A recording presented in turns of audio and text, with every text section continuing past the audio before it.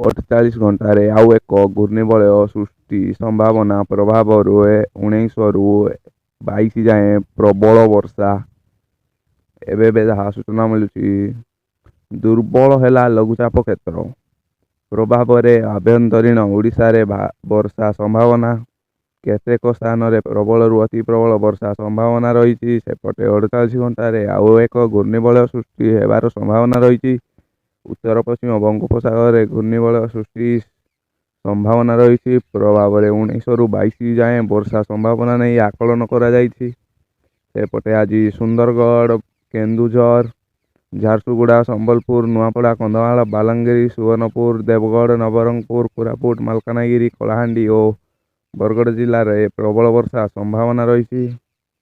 18 ତାରିଖ ଦିନ ବାଲେଶ୍ୱର, ଭଦ୍ରକ, ଯାଜପୁର, କେନ୍ଦ୍ରାପଡ଼ା, କଟକ, ଜଗତସିଂହପୁର, ଖୋର୍ଦ୍ଧା, ପୁରୀ, ଗଞ୍ଜାମ, ଗଜପତି, ରାୟଗଡ଼ା, କୋରାପୁଟ, ମାଲକାନଗିରି, କଳାହାଣ୍ଡି, କନ୍ଧମାଳ, ନବରଙ୍ଗପୁର ଓ ନୂଆପଡ଼ା ଆଦି ଜିଲ୍ଲାରେ ପ୍ରବଳ ବର୍ଷା ଜନିତ ୟେଲୋ ୱାର୍ଣ୍ଣିଂ ଜାରି କରାଯାଇଛି। 19 ତାରିଖ ଦିନ ମଧ୍ୟ ରାଜ୍ୟରେ ବିଭିନ୍ନ ସ୍ଥାନରେ ଏଭଳି ବର୍ଷା ଜାରି ରହିବ। 20 ତାରିଖ ଆଡ଼କୁ ରାଜ୍ୟରେ ବର୍ଷା ବିସ୍ତୃତି ଓ ପରିମାଣ ବଢ଼ିବ। କିଛି ଜିଲ୍ଲାରେ ପ୍ରବଳରୁ ଅତି ପ୍ରବଳ ବର୍ଷା ହେବାର ସମ୍ଭାବନା ରହୁଛି।